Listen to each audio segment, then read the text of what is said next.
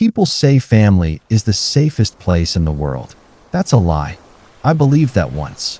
Believed it the way children believe in gravity, without question, without proof. You don't test gravity. You trust it to hold you up. My name is Robert Davies, but you can call me Mr. Rob. I was born in 1950 here in Harmony Creek, Indiana, in a time when children had no voice, especially boys. Boys were supposed to be tough, obey, and be grateful. But what happened in that house didn't come from strangers or shadows. It didn't arrive with warning signs or raised voices. It came quietly from someone whose name matched mine, whose face was familiar enough to lower my guard. It came wrapped in trust. Before we begin this story, please like this video, comment where you're from, and subscribe for more tales of consequence. My childhood bedroom was small, but I kept it carefully arranged, as if order itself might protect me. Model airplanes lined the shelves above my bed, Spitfires, Mustangs, anything that could fly far and fast. I glued them together slowly, deliberately, studying the instructions like sacred text. Each one faced the same direction, angled slightly upward, as if ready for takeoff. On the walls were baseball pennants, tacked up with bent thumbtacks. Their colors had faded, edges curling away from the plaster. I didn't care. They were proof that I was trying to belong. To a team. To a family. To a version of boyhood that looked normal from the outside. At 14, I still believed bedrooms were safe places. What happened in that house didn't come from strangers or shadows. It didn't arrive with warning signs or raised voices. It came quietly from someone whose name matched mine, whose face was familiar enough to lower my guard. It came wrapped in trust. I won't describe what happened. I don't need to. Trauma doesn't require detail to be real. It announces itself in other ways, in the way a room suddenly feels hostile, in how footsteps in a hallway change your breathing, in how your own body becomes something you no longer fully inhabit. What stayed with me longer than the event itself was the aftermath. I told my mother once. Just once. I remember standing in the kitchen, the hum of the refrigerator filling the silence. Sunlight came through the window above the sink, catching dust in the air.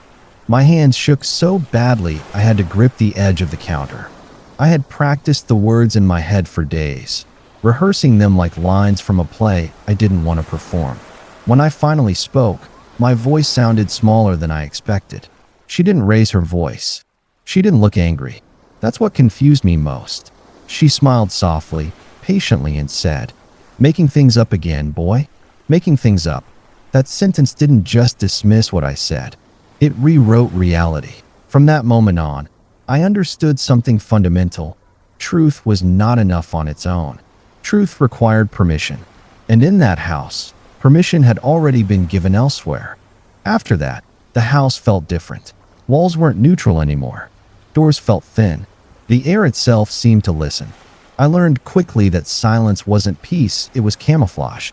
My sister moved through the house untouched, unquestioned. My mother's world bent easily around her. I watched this happen with the quiet clarity of someone who knows the rules but has no power to change them. I stopped asking for help. I stopped expecting fairness. I became careful in ways children shouldn't have to be. At school, I faded. Teachers described me as quiet and well-behaved. Those were compliments, but I heard them as warnings. Don't make noise. Don't attract attention. Don't give anyone a reason to look too closely. At night, I lay in bed staring at the ceiling, counting the shadows cast by passing headlights. I imagined my model planes lifting off their shelves, breaking through the roof, leaving the house behind. I pictured myself inside one of them, small but determined, flying somewhere anonymous and safe. By 15, I understood that staying would cost me something I might never get back. Leaving didn't feel brave. It felt inevitable. I didn't think in terms of futures back then. I thought in terms of survival. Day by day, hour by hour. The house had taught me that waiting for rescue was pointless. If I wanted out, I would have to take myself. That was when Alice believed me. Belief is a powerful thing. It doesn't fix the past, but it opens a door out of it. When she said, "I believe you," something in me shifted. Not healed, just unburdened enough to move. For the first time, I could imagine a life that didn't revolve around managing someone else's denial. By the time I turned 15, the decision was already made. I didn't announce it. I didn't threaten. I simply began to prepare. I learned to pack light emotionally and physically. I learned that goodbyes were optional. I learned that sometimes the safest thing you can do is walk away without explaining yourself. The house never noticed me leaving, but I noticed everything. After my mother's words settled into the walls, making things up again, boy, the house learned how to breathe without me. Nothing changed on the surface. Breakfast still happened at the same time. The radio still hummed in the mornings. My father still left early and came home tired. From the outside, it was a family doing what families do. Inside, something essential had been removed, like a beam pulled quietly from a ceiling. I learned how to live sideways. I spoke less. I listened more. I paid attention to moods the way sailors watch weather. A sign meant one thing. A slammed cabinet meant another. I learned which rooms were safest at which times of day. I learned to make myself useful, invisible, agreeable. People confuse quiet children with easy children. I was neither. I was careful. At school, I became reliable. Homework done. No trouble. Teachers praised my maturity. What they didn't see was how effortful that maturity was. How much energy it took to keep my head down and my thoughts contained. Silence wasn't natural to me. It was practiced. Sometimes, in class, I would drift. A teacher's voice would fade, replaced by the sound of the refrigerator at home, the way the kitchen light buzzed faintly at night. I would snap back when someone called my name, heart racing, unsure how long I'd been gone. I started spending more time outside. The neighborhood had its own rules, simpler ones. You washed your back. You didn't borrow what you couldn't return. You earned your place by showing up. The air outside felt honest. Cold was cold. Noise was noise. No one pretended otherwise. When I came home, the house felt like a stage set familiar but false. Conversations skimmed the surface. No one asked questions that mattered. I understood then that denial wasn't loud. It was methodical. It worked by repetition, by refusing to acknowledge anything that threatened the shape of the story. My sister moved through it all untouched. My mother's affection followed her easily, like a habit that had never been questioned. Watching that taught me another lesson. Favoritism doesn't need cruelty to do damage. All it needs is blindness. At night, I wrote in a notebook I kept hidden beneath my mattress. I didn't write what happened. I wrote what I wanted. Cities, trains, names of places I'd seen on maps. Chicago appeared more than once, circled, underlined. I didn't know why then. I just knew it felt far enough away. Sometimes guilt would creep in. Not guilt for wanting to leave, but guilt for thinking maybe I was wrong. Maybe I had misunderstood. Maybe I was making things up. That was the most dangerous part. Doubt is easier to plant than truth. When that happened, I'd look at my hands and remember how they shook in the kitchen. I'd remember how carefully I'd chosen my words. Lies don't require that kind of preparation. They rush out, careless and loud. The truth had come out of me trembling, and that meant something. I held on to that. My 15th birthday passed quietly. No party, no candles. Just another day that ended with me lying awake, staring at the ceiling. I realized then that no one was counting the days the way I was. No one was marking time toward escape, so I did it myself. I began saving what little money I could. Change from errands. A few dollars here and there. I hid it carefully, folded and refold, a physical reminder that I was building something. It wasn't much, but it was mine. Alice noticed before anyone else did. She always did. "You're different lately," she said one afternoon as we walked home from school. "Like you're already gone." I didn't answer right away. The truth felt heavy, but with her, it also felt possible. "I can't stay," I said finally. She didn't ask why. She didn't ask for proof. She just nodded, like she'd been expecting it. That's how belief works when it's real. It doesn't interrogate. It listens. From then on, my life split in two. There was the version of me that lived in the house quiet, compliant, shrinking. And there was the version of me that planned, that saved, that imagined. The house didn't know about the second one. But it would. Silence is not empty. It is full of rules. By the time I understood that, I had already memorized them. Don't speak unless spoken to. Don't react too quickly. Don't show confusion. Don't show anger. Don't show anything that could be questioned. Silence, I learned, was how you stayed safe when truth wasn't welcome. At home, I moved carefully through rooms, aware of the sound of my own footsteps. I learned how to open doors without making them creak, how to pour a glass of water without letting it clink against the sink. I learned that even breathing could be loud if you weren't careful. No one asked how I was doing anymore. That might have hurt once, but eventually it became a kind of relief. Questions carried risk. Answers carried consequences. Silence carried neither. My father noticed something was wrong, I think. He wasn't cruel, just distant, worn down by long hours and unspoken expectations. He would look at me sometimes, like he wanted to ask something, then think better of it. In that house, thinking better of things often meant letting them go. I don't blame him. I understand now how easy it is to accept the version of reality that costs you the least. At school, I became known as dependable. Teachers liked me because I caused no trouble. Friends liked me because I listened. No one realized that listening had become second nature to me, not out of kindness, but necessity. I could tell when a teacher was having a bad day before they spoke. I could sense tension in a room the way other kids sensed weather. Hyper-awareness, they call it now. Back then, it was just how I survived. Alice was the only place where the rules bent. With her, silence wasn't demanded. It was shared. We could walk for blocks without speaking and still feel understood. When we did talk, she never pushed. She never filled the quiet just to avoid it. That alone felt like a gift. One afternoon, sitting on the steps outside her house, she asked, "Do you ever think about leaving?" The question landed softly, but it hit something solid inside me. All the time, I said. Saying it out loud felt dangerous. Liberating. Real. After that, leaving stopped being a thought and started becoming a plan. I paid closer attention to bus routes, to schedules taped inside storefront windows. I started carrying the folded bills I'd saved, counting them over and over like a promise I could touch. Each dollar was proof that movement was possible. At home, the tension sharpened, not because anything new happened, but because I was changing. People who benefit from silence notice when it starts to slip. My mother commented once that I seemed distant. I nodded and said nothing. Explaining would have been pointless. She didn't want answers. She wanted normalcy. That was when I realized something important. Leaving wasn't just about escaping pain. It was about refusing to participate in a lie. The house depended on my quiet agreement, my presence, my compliance, my willingness to pretend.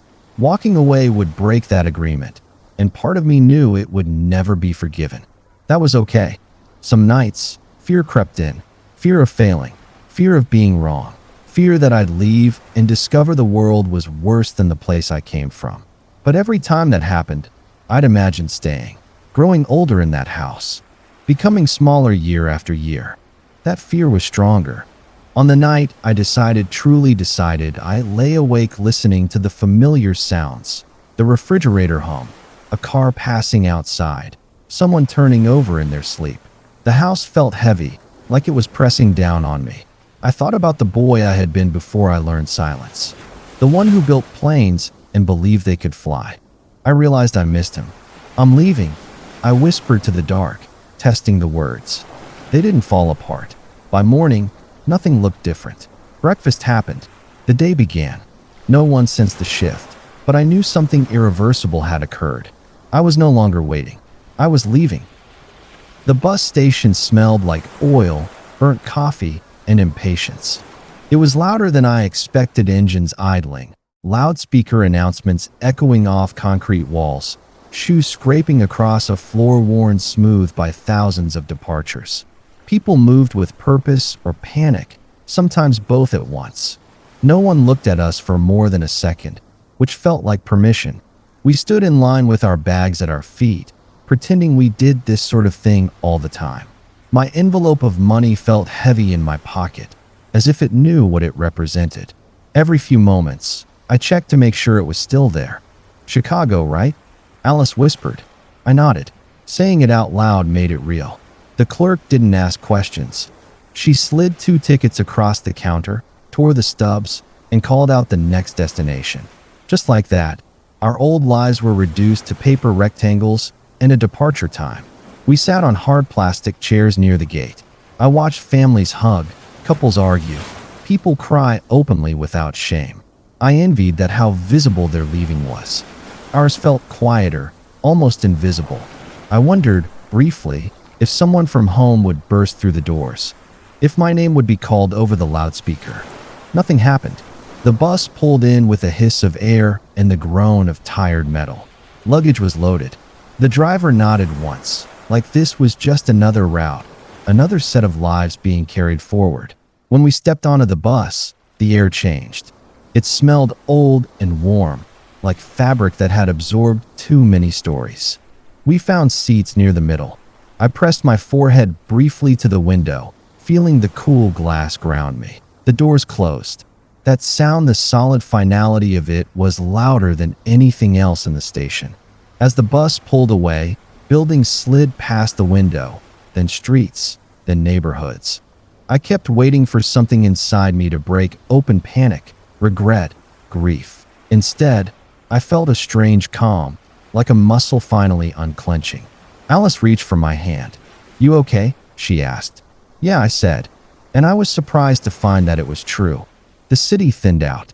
Houses gave way to open land. Fields stretched out under a sky that felt wider than anything I'd known.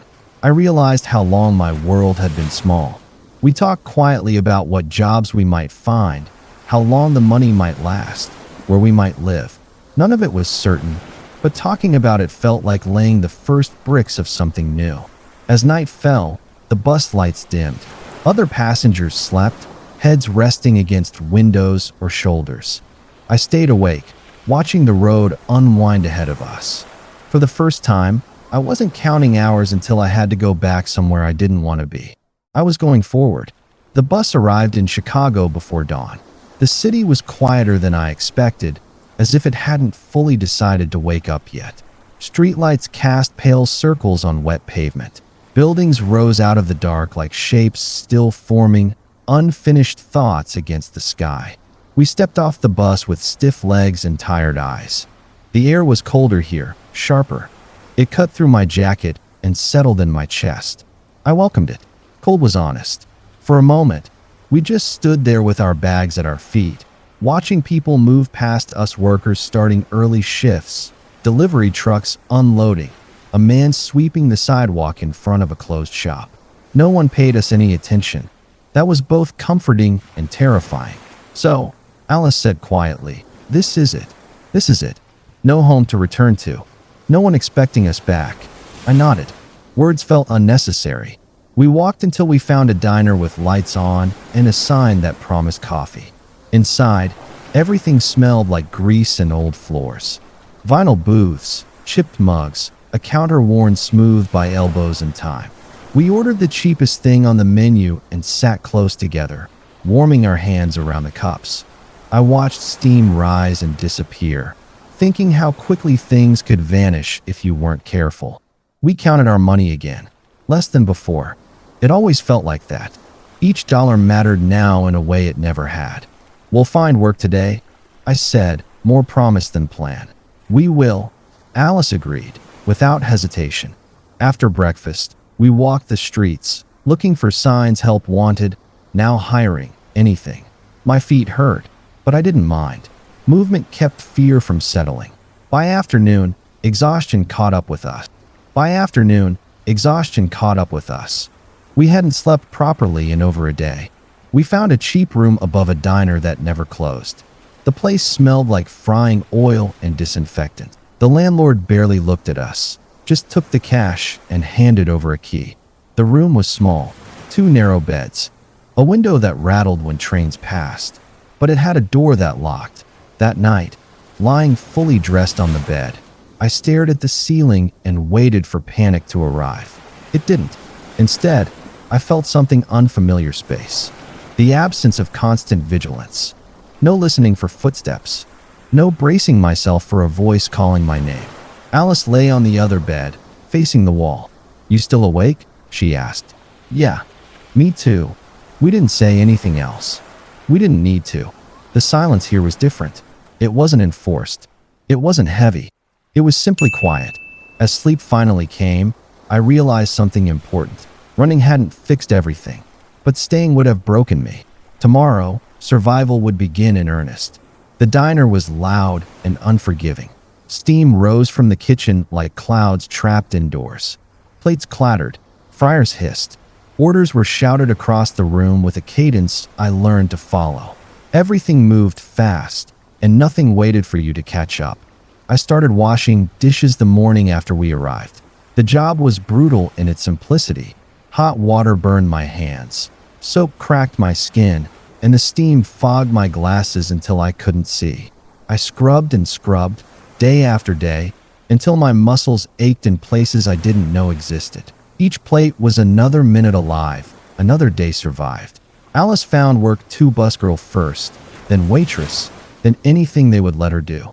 We moved through shifts like ghosts, silent but present, keeping each other company with little jokes and small smiles when no one else could see. School was a different battle. Hunger made it impossible to focus, and exhaustion made it even harder. My teachers noticed me slipping, sometimes eyelids drooping, notebooks blank. One teacher, Mrs. Kendrick, left a sandwich on my desk without asking a question. That small act of kindness burned in my memory. She didn't need to save me, but she gave me the tools to keep trying. The city was bigger than I imagined. Streets stretched endlessly, filled with smells of smoke, bread, and exhaust. People pressed past us with their own worries, their own silent survival strategies.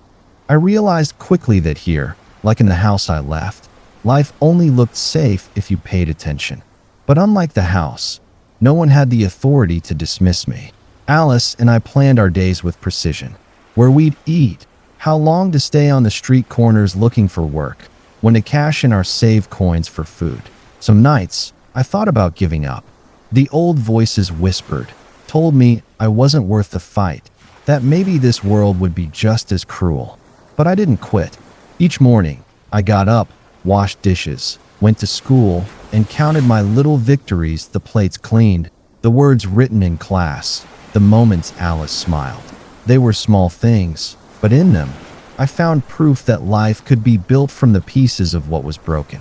One night, exhausted and bleeding from the hot water, I leaned against the counter in the dark kitchen and whispered to myself, "We made it this far. We can make it further." Alice, standing across from me with her hair damp from washing glasses, smiled. "We will," she said simply.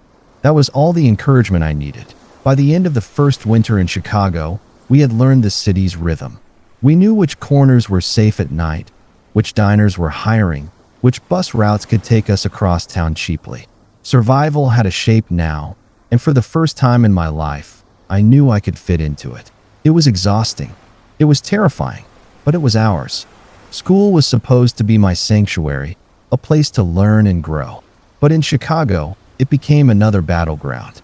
I arrived each morning carrying the weight of exhaustion, my hands rough from dishwashing, my stomach hollow from skipping breakfast to save money.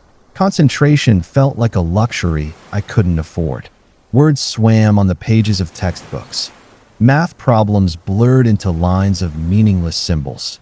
Every bell felt like a countdown to a day that would test me again. Some teachers noticed.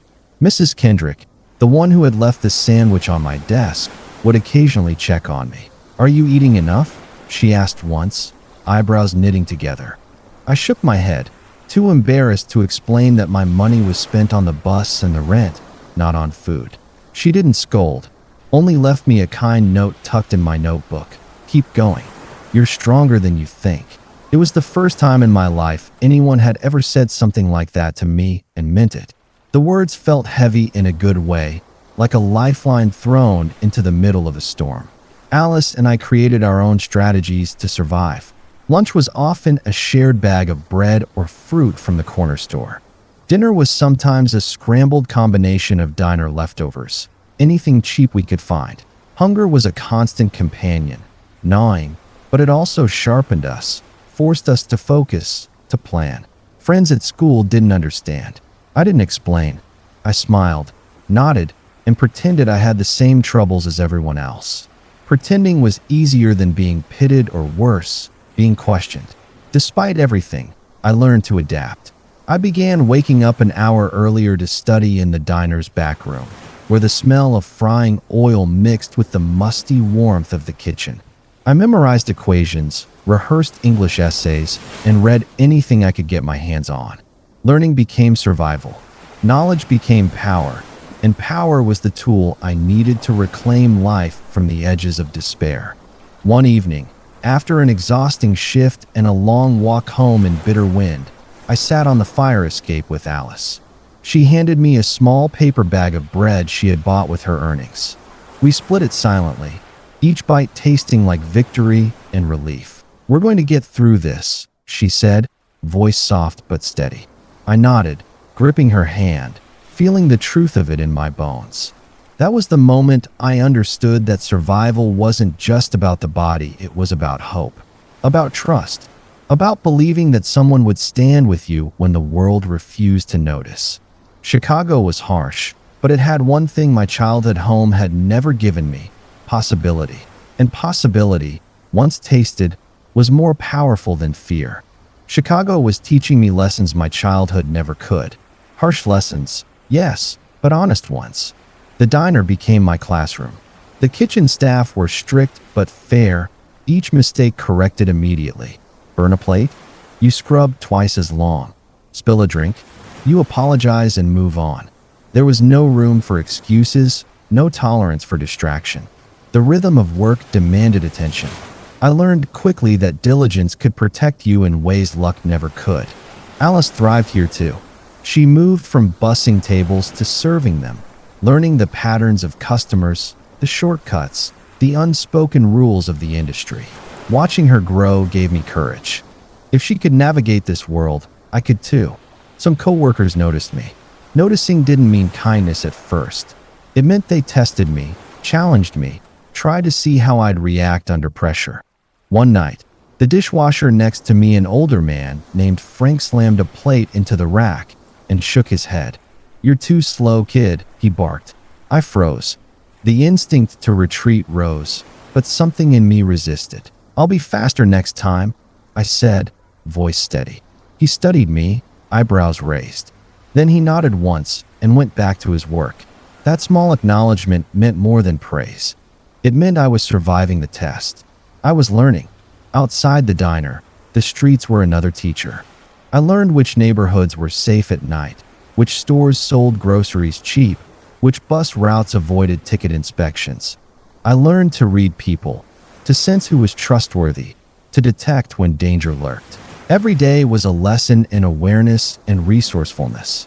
And then there was kindness. Small, fleeting acts of it that seemed like miracles. A teacher leaving a sandwich, a diner customer slipping a dollar tip into my hand, an older neighbor showing me a shortcut to the grocery store. Each one reminded me that humanity still existed, even when the world felt indifferent.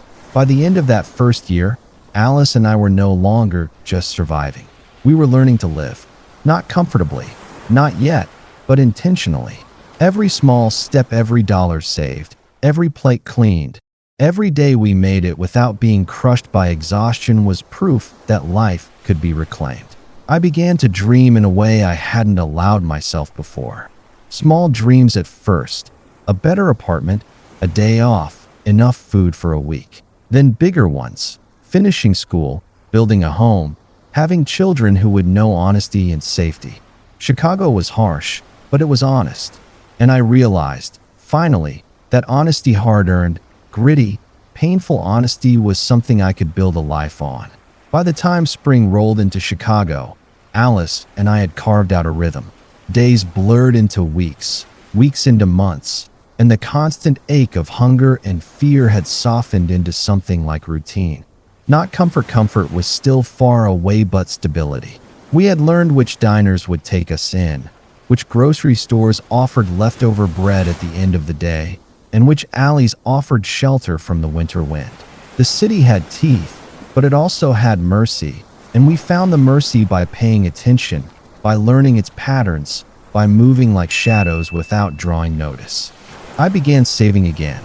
Every dollar was folded carefully, stashed in a hidden pocket in my coat. It wasn't much, but each one felt like a brick in the foundation of a future I could finally imagine. For the first time, I understood that life wasn't only about survival, it could be about building. School, though still exhausting, became a place of opportunity. Mrs. Kendrick continued her quiet guidance, and now I had the energy to engage. I stayed after class sometimes, asking questions, scribbling notes furiously, trying to absorb everything.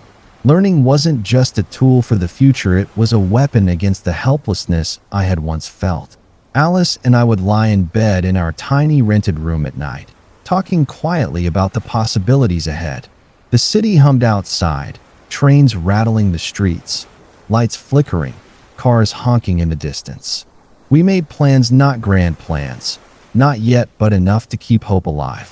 One evening, a neighbor, a kind woman who ran a small corner store, invited us for coffee. She asked little about our lives, only offered warmth and simple conversation. It was the first time I felt the edges of a community brushing against us, offering a hand without demand. It was subtle, but it mattered. By summer, we had found a measure of independence.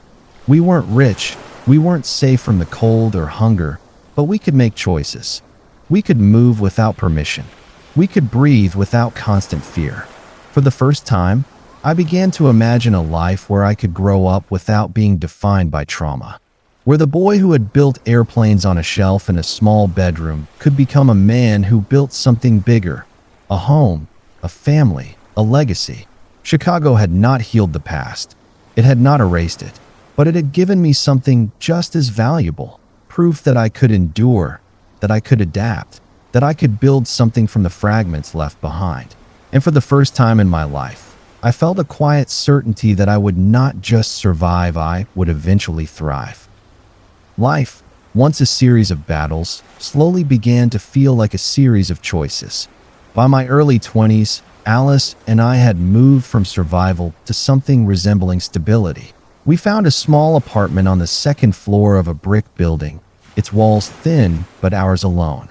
The rent was barely manageable, but for the first time, the space felt like possibility rather than temporary shelter. We painted the walls a soft beige, bought a second-hand table, and hung a single lamp in the corner.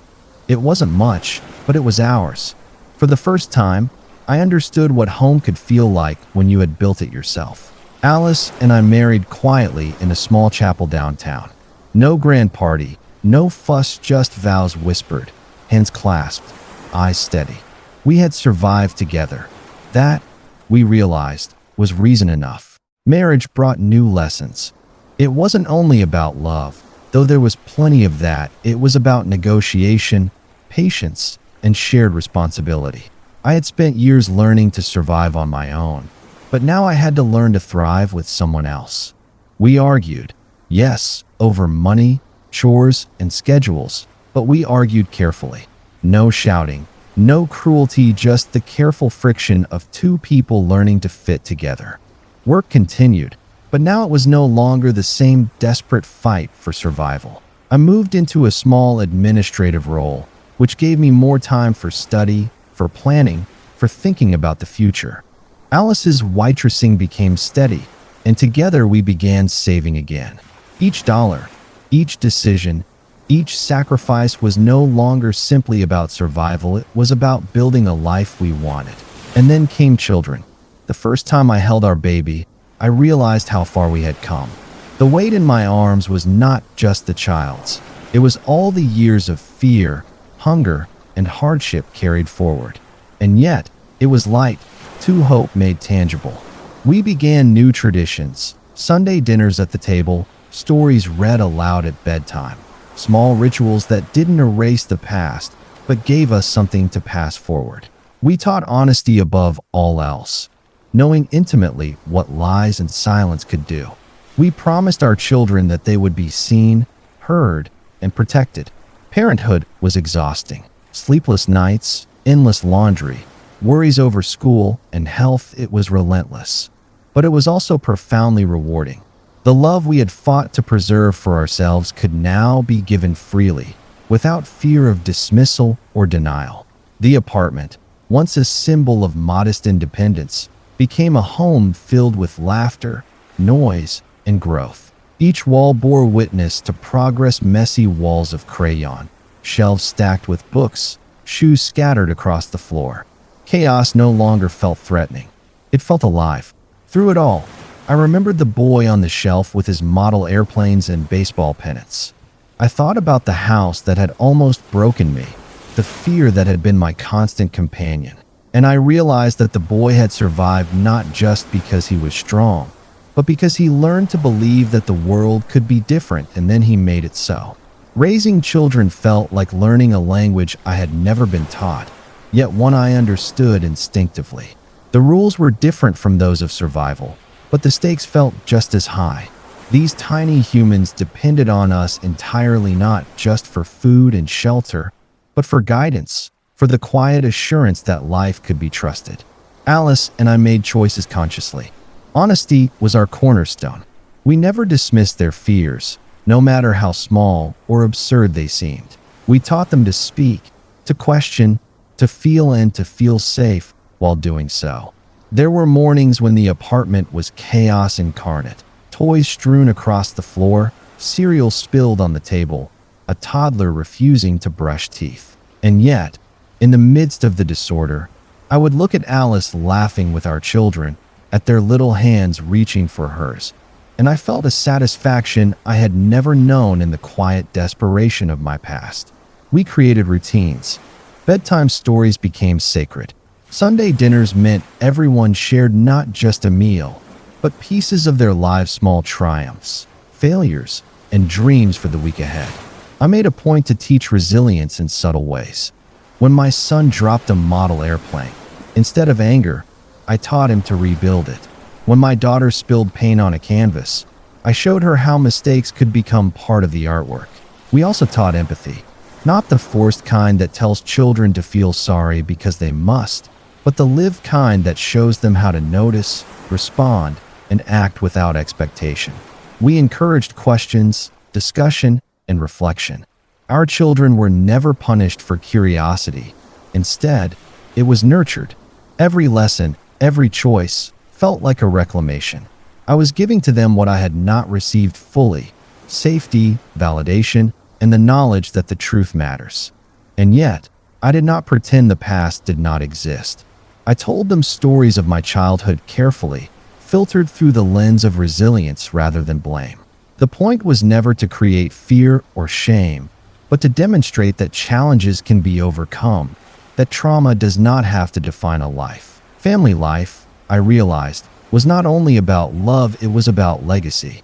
Every small decision, every habit, every value we instilled would ripple forward, shaping not just who our children became, but how they interacted with the world. And sometimes, in the quiet moments watching them sleep, hearing their laughter echo down the hallway, I felt the full magnitude of survival. That through pain, through escape, through hard-earned independence, we had built something stronger than fear. This, I thought, is why I survived. Not for the battles endured, not even for the freedom gained, but for the life I could now nurture, for the love I could finally give. Triumph came quietly, almost unnoticed, but it was as profound as any victory I had imagined during those long nights of planning and survival. It began with a promotion at the diner. After years of washing dishes, serving tables, and running small errands for the owner, I was asked to manage a small section of the kitchen. It was not a grand role, not a lofty title, but it was recognition, proof that hard work, persistence, and reliability could be noticed and rewarded. The first paycheck I earned with that promotion felt heavier than the dollars themselves. I remember holding it in my hands, feeling the edges of the crisp bills, and realizing that the money represented more than financial stability. It represented validation, progress, and the capacity to shape life rather than simply react to it. Alice and I celebrated quietly that night. After tucking our children into bed, We didn't need champagne or fanfare. Our celebration was a shared glance across the small kitchen, a clink of coffee mugs, and the relief of knowing we had passed another milestone. The triumph extended beyond work. With the extra income, we moved into a slightly larger apartment, one that had enough room for our children to play without constant worry about breaking something or making too much noise. We painted the walls, hung family photos, and began filling the space not just with things, but with a sense of permanence. It was also a personal triumph. For the first time, I felt the distance between the boy I had been and the man I was becoming. The trauma, the escape, the hunger, and the fear had forged something resilient within me. I was no longer merely surviving. I was building a life that mattered. I began to dream bigger. I imagined college courses, small business ventures, investments that could give my family security. Each plan, each step, was informed by the lessons of my past: diligence, awareness, patience, and, most importantly, hope. The children began to notice the difference too. There were fewer arguments over money, more freedom to pursue hobbies, and a sense that the household had a rhythm that could support ambition rather than merely survival. Their laughter became richer, their questions more daring, their confidence quietly growing. Looking back, I realized that triumph wasn't only about the money, the apartment, or the promotion. It was about the realization that life could be reclaimed, that a childhood of pain and silence did not dictate the boundaries of adulthood. Triumph, I learned, could be the quiet acknowledgement that the worst chapters of our lives do not define the story's ending. And in that small kitchen, with Alice by my side and children sleeping safely in the next room, I understood fully that we had begun to thrive. Once survival became routine and small triumphs became part of daily life, the world began to feel bigger.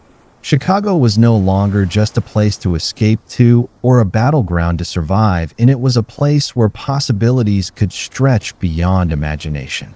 I enrolled in night classes at a local community college. At first, the idea of returning to formal education felt daunting. I had spent so many years working to eat, pay rent, and keep my small family afloat that studying seemed almost frivolous. But Alice encouraged me, reminding me that knowledge would give us not only tools but freedom. The classroom was a strange, exhilarating space. I was no longer a silent observer. I asked questions, stayed after class to talk with professors, and discovered that I loved learning in a way I had never experienced in school before. I absorbed ideas like parched soil soaking up rain. Every lesson was a key to something larger, a step toward the life I wanted to create. Work, too, expanded. The diner became a training ground not just for survival, but for leadership. I learned to manage staff, resolve conflicts, and balance budgets. Each day offered lessons in patience, diplomacy, and responsibility. Slowly, I saved enough to consider investments: a small savings account, a modest stock portfolio, steps towards security and independence. Beyond personal growth, I began to see the importance of community. Chicago had given me second chances, kindness from strangers, mentors, and teachers who believed in me. I realized I wanted to give back. I started volunteering at local youth programs, helping kids who reminded me of the boy I had once been: silent, observant, and searching for a lifeline. Every story I shared with them, every bit of guidance I offered, felt like a stitch in a fabric of healing. I told them, carefully, that life could be harsh, but it could also be navigated with courage, discipline, and hope. That knowledge, more than anything else, was the real inheritance I could leave behind. Alice and I began dreaming even bigger for our children. We encouraged them to explore hobbies, to take risks, to aim high. Education became central to our household, not as a duty, but as a pathway to freedom. We watched with pride as our children grew confident, resilient, and curious. Chicago, once intimidating and cold, had become fertile ground.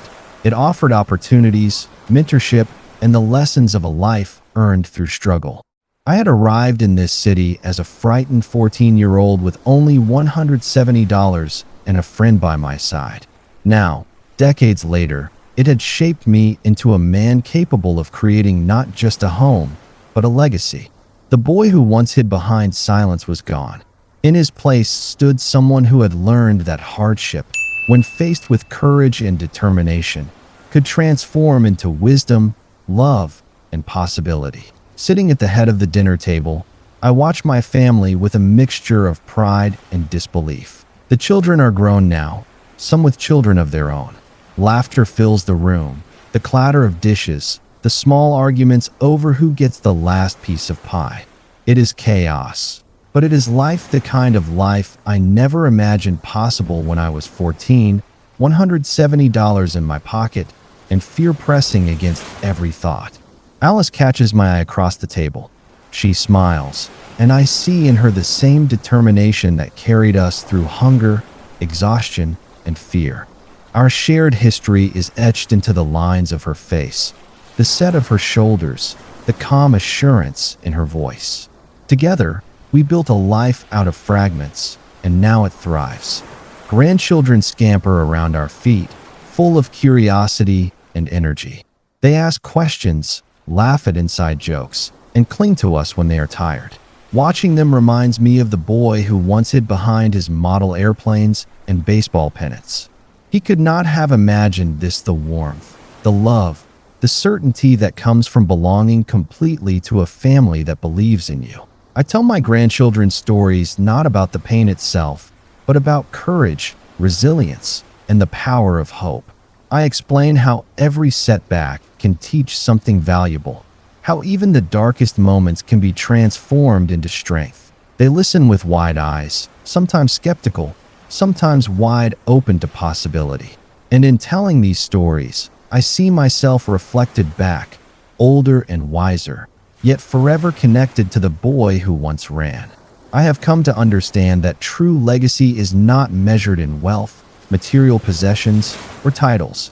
It is measured in resilience passed from one generation to the next, in lessons taught through example rather than lecture, in the certainty that love can endure, even when the world seems determined to deny it.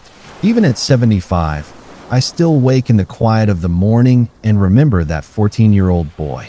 I hear his whispered fears, his silent determination, and I marvel at how far we have come. Not just Alice and I, but the life we have built together, the children, the grandchildren, the laughter and love filling our home. The house of lies no longer exists. It was replaced by a house of truth, of love, of hard-earned security.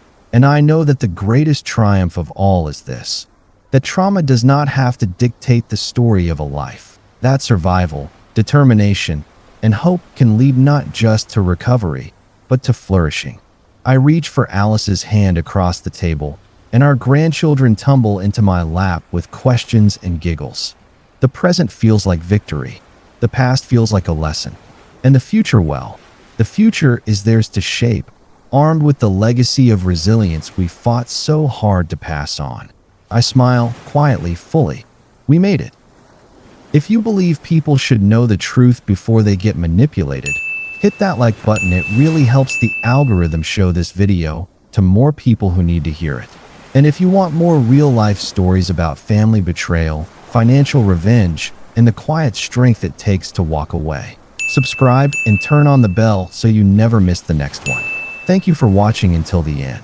You're not just a viewer, you're part of this community that believes in boundaries, self-respect, and second chances, but only for those who actually deserve them.